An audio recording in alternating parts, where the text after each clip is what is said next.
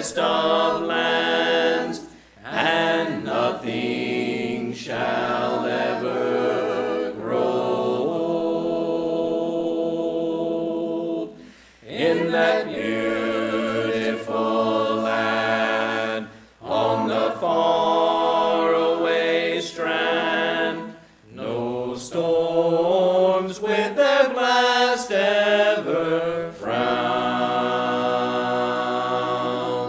The street, I am told, is paved with pure gold, and the sun, it shall never go down.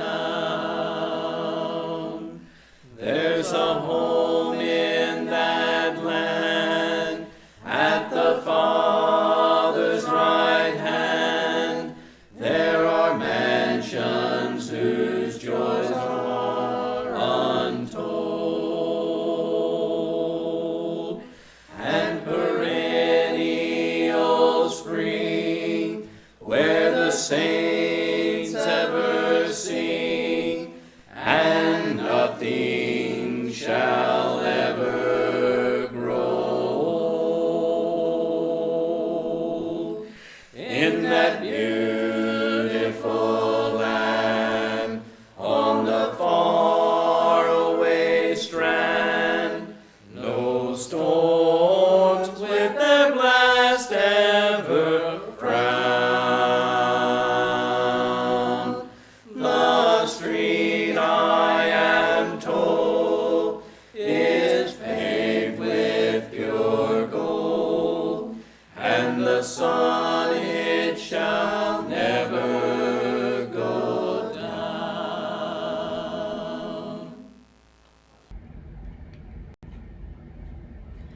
Wonderful story of love, tell it to me again. Wonderful story of love, with the immortal strain, angels with rapture announce it. For every house is built by someone, but the builder of all things is God.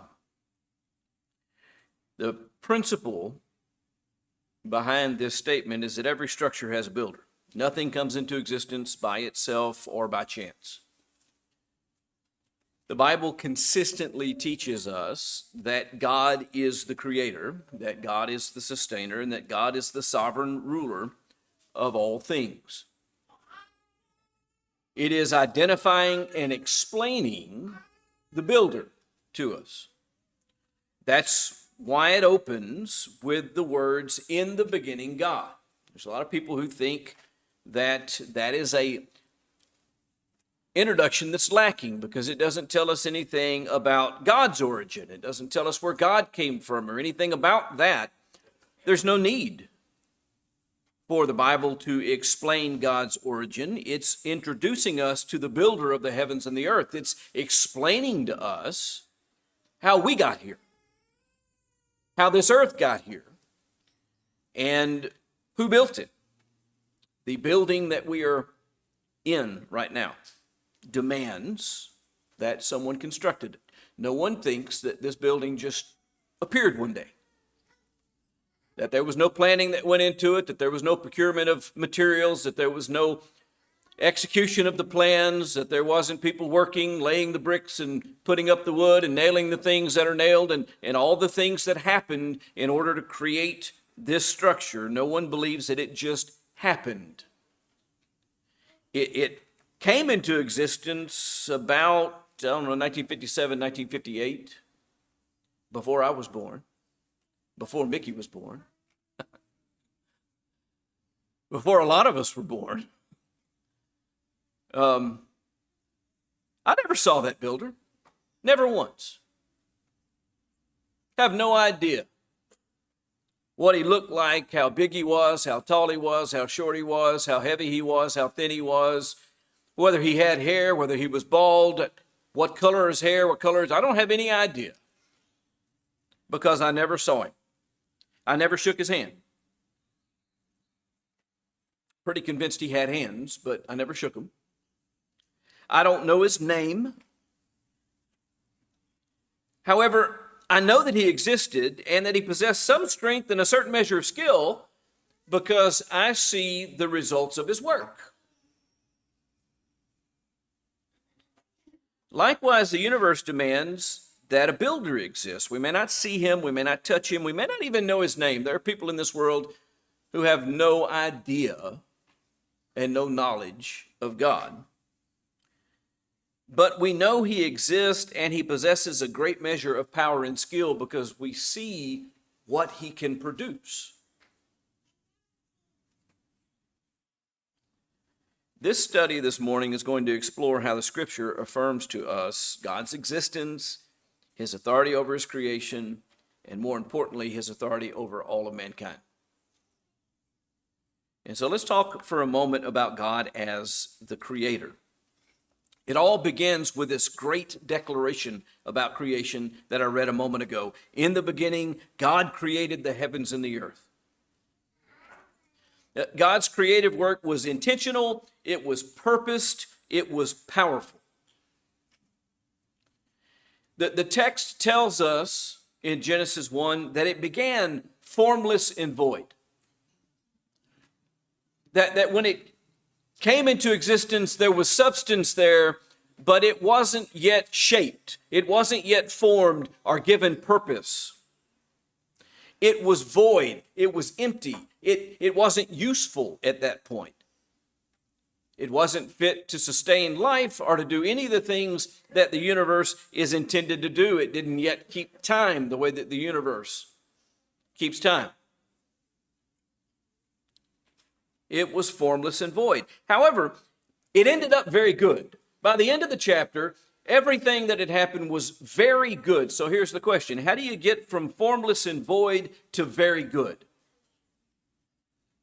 How do you get from a messy, dirty, disorganized house to a clean, neat, ordered home? Does it happen by accident? If you sit there long enough, does it clean itself?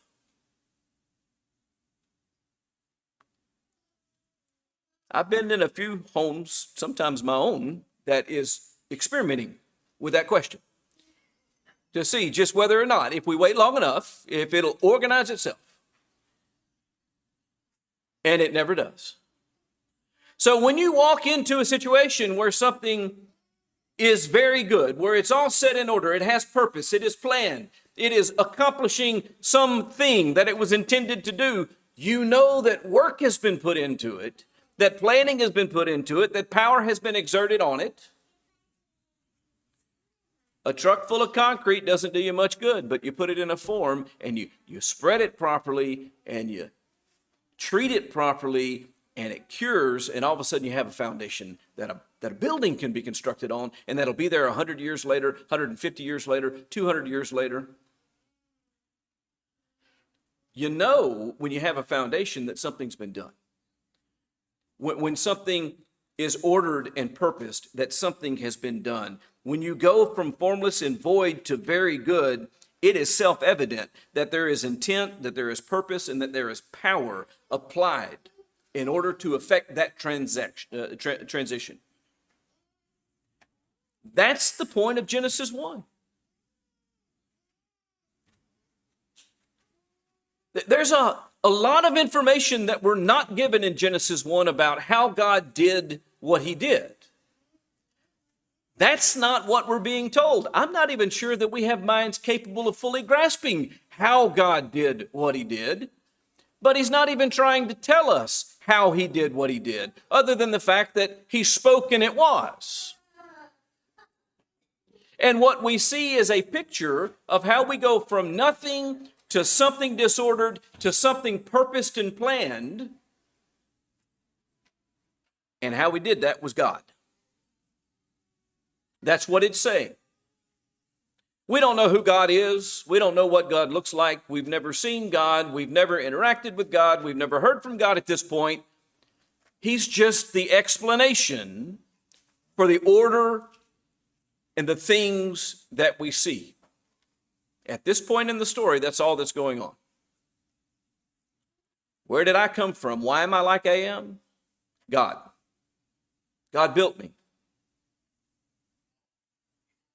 He formed Adam out of the dust of the ground. He breathed into his nostrils the breath of life. He became a living being. Adam became Adam because God formed, shaped, planned, and created him. And then, to make a matched pair, he put him to sleep, took a rib from him, fashioned out of that rib a woman, and gave the woman to the man.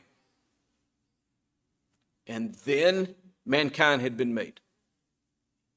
The purpose and plan of God was executed when it came to man. That's how it happened. That's who built it.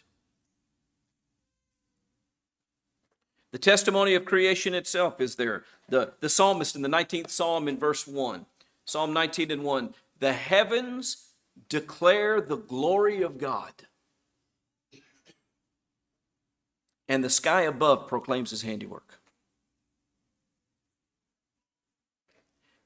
There is a declaration, a testimony by the things that we see in this universe, by the stars and the organization of those stars.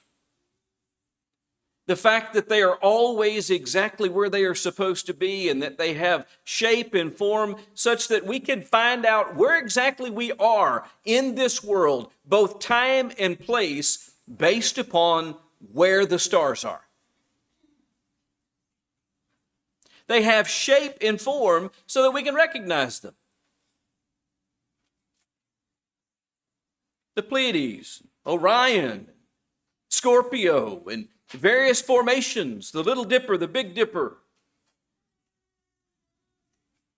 so that we can map out and understand the sky and say, okay, if this is here and this is here and this is here, then I'm here. And that is exactly how people used to navigate. And they knew what time of the year it was, based upon the position of all those things. Romans 1:20. Romans chapter 1 and verse 20, for his invisible attributes, namely his eternal power and divine nature. So he names the attributes under consideration. His eternal power and divine nature have been clearly perceived. How? In the things that have been made. So there's this testimony of creation itself that tell us about God's power and to some extent about his nature. Creation itself serves as evidence of God's existence. That's what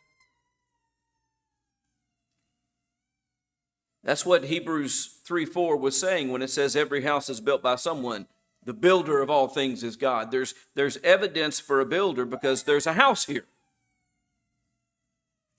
And just like your existence suggests that your parents existed, I'm looking across the room. I think there's about 3 or 4 people in this room. 5 people, 6 people, 6 people in the room. I think that's pretty close. Whose parents I've ever met. But I believe every one of you had a set of parents. You want to know why? Because you're here. That is exactly what the existence of this universe declares to us. There's a builder. And the Bible tells us that that builder is to be called God. At least in English.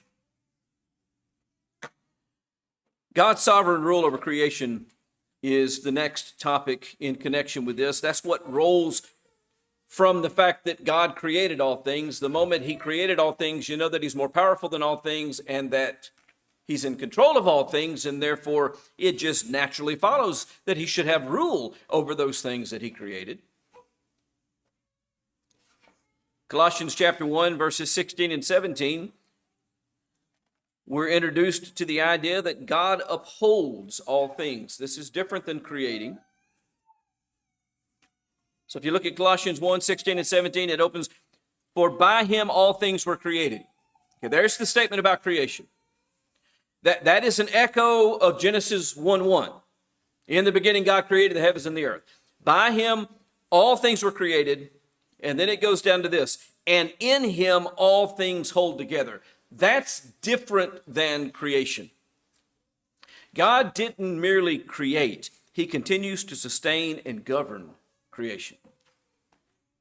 All things hold together. They continue to exist. They continue to function. They continue to work. Because God holds it together. It's significant for two reasons. It asserts two different things. One, that he is still in existence. God hasn't gone out of existence. If God had gone out of existence, then the universe would not still be held together. So we know that God exists because in him all things hold together. I don't know if the builder of this building is still alive. And the fact of the matter is, just in the time that I've lived in this town and worked with this congregation, we've had to hire a lot of people and individually ourselves put a lot of work and time and money and effort into holding this building together and repairing things that were falling apart on it and trying to keep it in a usable state. That's why I don't know if the builder is still alive, because he's not holding it together. But I know God's alive because the universe that he built is still here and is still doing his job. The sun still comes up every day. The moon still comes out every night. Unless it's not supposed to. The stars are still where they're supposed to be. The temperature range is still such that life is existing on the face of the earth. We still have air to breathe. It still rains so that the plants still grow and we still have food. All of these things are still doing the things that they were designed and intended to do. And so that means that God is still here doing it, because you know what? I'm not making it rain, and neither are you. I'm not causing the sun to rise, and neither are you. You talking about World War III, put man in control of when the sun comes up and goes down. Put man in control of what the temperature is. We'd be fighting with one another. We'd all be gone. We don't have any control over those things. But they're happening because in him all things hold together. That's number one. The second one is this: he's still working. It is true that he completed creating and that he sat down from his work in creating. He hasn't created anything new, but it doesn't mean he's not working. He is still alive and he is still working. That is what the continuation of the existence of this universe demands. He has sovereign rule over the things what he made. He's in control over nature. Job 38, in verses 8 through 11, there's a discourse that God commands the seas to exist, and he sets their boundaries, that he said, thus far shall your proud waves go and no further. We have dry land because God made dry land where no dry land existed, and he put limits on where the water could go, and that's where the water stops, where he wills for it to stop. Down later in that chapter, in chapter 38 and verse 31, by the way, Job 38 is a discourse about the sovereignty of God and challenging men to consider that they don't have the sovereignty that God has. Job 38 in verse 31, can you bind the chains of the Pleiades or loose the cords of Orion? Do you bring these constellations together and hold them together? Or can you let them go and let the stars wander where they want to go? No. These verses are highlighting God's absolute control over the physical world and the fact that he is still exercising that control. Both here on the earth and in the deepest of space. There is nowhere we could go to get away from God. Jonah tried that, right? According to the limitations of his time, he tried to get on a ship and sail away from God and hide himself from God, and God was there, and the storm was there. And then he gets thrown overboard, and he goes down to the depth of the sea, and guess who was at the bottom of the sea with Jonah? God. He tried to run away from God, but he couldn't go anywhere that God wasn't. Neither could we if we built a rocket ship and could actually travel to the outer reaches of the universe. Do you know what we would find? That God is there just like he's here.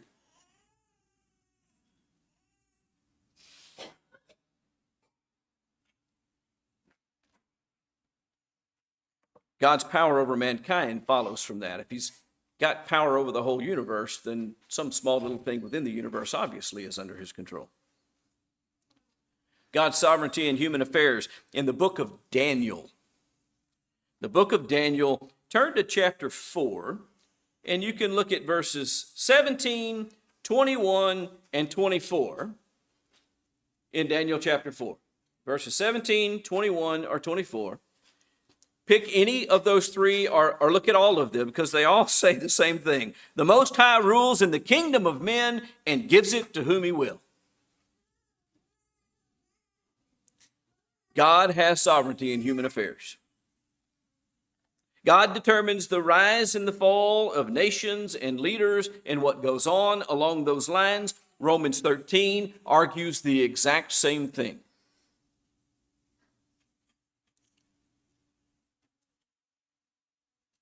And then we're told God's purpose for humanity. We're told this in several different places, by the way, and depending on exactly what you want to talk about, one text is a better text to use. The whole duty of man passage from Ecclesiastes is a great one if you want to talk the general purpose for humanity. But I want to be more specific than that. So you can go to Acts chapter 17 and look at verses 26, 27, and 28, where Acts 17:26 says, he made from one man every nation. You know what that means? Is there's not a whit's bit of difference between me or you or someone on the other side of the earth. No matter our ethnicity, no matter our nationality, no matter where we're from, we're all of the same constitution. He made from one man every nation. Having determined allotted periods and the boundaries of their dwelling place. You know what that's saying? Is that he determined when nations would rise and when nations would fall and when boundaries would change. He decided those things. Verse 28, in him we live and move and have our very being. Our very existence, our movements, and our purpose are under God's sovereign rule. That's the point that's being made there. God has power over man, whether you want to talk about us collectively or you want to talk about us individually. If you are empowered to do anything, it's because God has allowed it to happen. That is to say, I can say, well, I've got free will and I make choices for myself. I sure do. But you know why? Because God made me with the ability to make such choices and he's given me the liberty to do it. However, it comes with some responsibility and warning, doesn't it? I'm warned that I'm going to be judged for the choices that I make. I'm going to be brought under his subjection one day, even if I rebel against it, and I'm going to be either justified by him or condemned by him because of the choices that I made when I exercised the will that he gave me. But the whole parameter of it is only possible because of God. I didn't make myself come into existence. I can promise you that I would not have come into existence where I came into existence, or when I came into existence, or how I came into existence, and I wouldn't manifest the way that I manifest if I had any power in it. I'd be a lot taller, a lot stronger, a lot better looking. I would have had a very different set of circumstances. I'm glad I didn't, but it took me a long time to get there. If I had been in control, things have been I wasn't in control of any of it. I didn't pick my parents.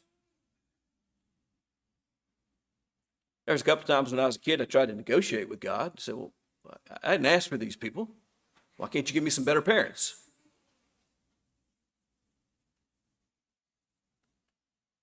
It doesn't work that way. He didn't give us that prerogative. He didn't let us choose where and when we would come into existence. In Him we live. There are some people who are greatly limited in their ability to move and function in the world, and other people who have greater ability. I'm somewhere in the middle of that scale. I can walk and move and do things, and then there are lots of things that I can't do nearly as fast or as well as I would like to do them.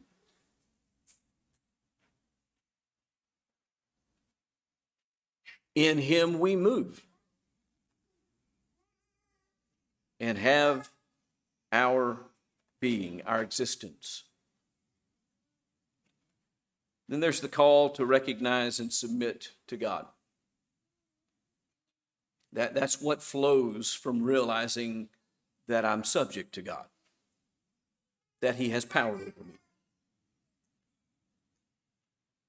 The right response to God's sovereignty, among other places, you can go to Proverbs chapter 9 and verse 10. Proverbs 9 and verse 10 says this: the fear of the Lord is the beginning of wisdom. That's the proper recognition. To acknowledge God's authority, and in acknowledging God's authority, I am led to true understanding and wisdom. Not the fleeting kind of understanding that humans have and that changes. What am I talking about? Well, there was a time in which almost every living person, if not every living person, believed that the sun orbited around the earth. And then one day a fellow named Galileo says, you know what? I'm looking at all this stuff. I think it works the other way around. I think we're going around the sun. And they thought he was crazy. And there weren't hardly any people in the world who thought he had any understanding about nature at all when he said, it's not the sun orbiting the earth, it's the earth orbiting the sun. But then they came to understand more, and now virtually everyone believes he was right. I'm not going to say everyone, because there's bound to be somebody out there who thinks that it works the other way. But listen, there were people on biblical grounds that argued that the earth doesn't move. Galileo can't be right. Now they've come to understand that their view was wrong. That in fact, it's the earth that moves around the sun. That's the kind of understanding that we have. It changes. We're convinced that this is the right thing to do. And then we learn something else and realize that no, that's not the right thing to do. When I was a kid, dentists told us to brush our teeth 3 times a day. Now they tell us to brush our teeth 2 times a day. You know what's interesting? I heard an old radio ad from the 1940s or 30s the other day, and guess how many times they believed was the right times to brush? 2 times. So they went from 2 to 3 and now back to 2 as their understanding changed about things. But God's understanding doesn't change. And our understanding, when it begins with the fear of the Lord, is His understanding. And that's the beginning of wisdom. And we have accountability to the Creator based on that knowledge, understanding, and wisdom. Since God is the builder of all things, we're accountable to Him. We answer to Him. And this means that we have to submit to Him, we have to worship Him, and we have to obey His will. Now, when I say we have to, obviously, we are at liberty to ignore Him. We are at liberty to refuse to worship Him. We are at liberty to refuse to obey Him. But there will be an accounting of that.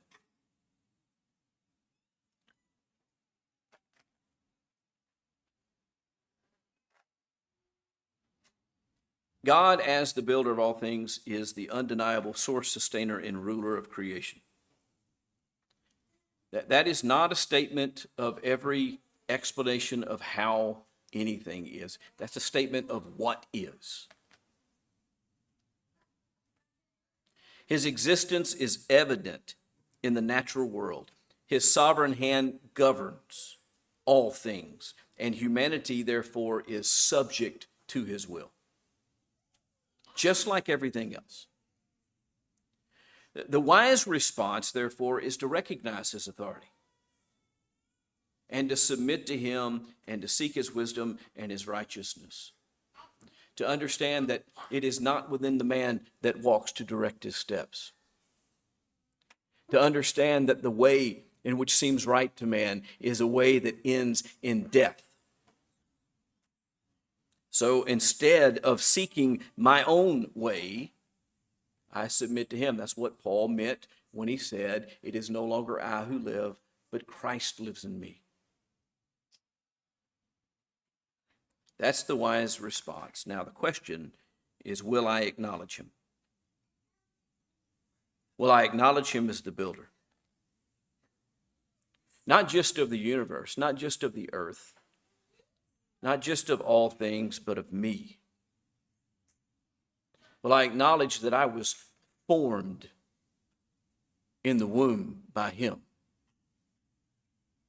Knit together, to use the biblical language. Will I acknowledge that he is my builder and therefore the ruler of my life? And will you admit the same? That's where this all comes, and that's where the rubber meets the road and where it really matters. That is the basis upon which there is a call to repentance. That is the basis upon which we are told that we should confess him before men. That is the basis of which we are told that we should be baptized into him, making an appeal for a clean conscience where he cleanses us from our sin. And we're set back in a right relationship with him and brought near to him once again, able to walk in his image and his likeness, and then live life accordingly.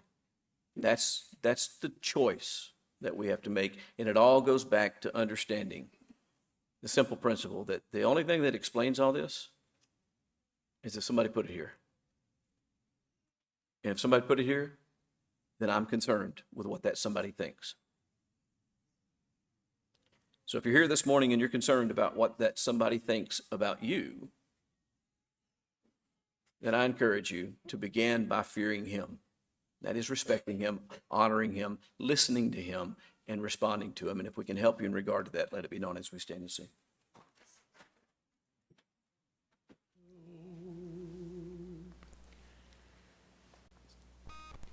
I have heard of a land on a faraway strand.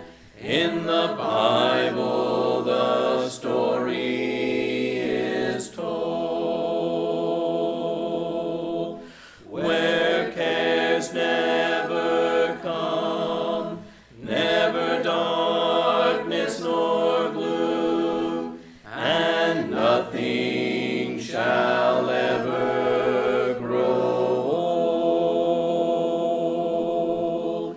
In that beautiful land, on the faraway strand, no storms with their blast ever frown.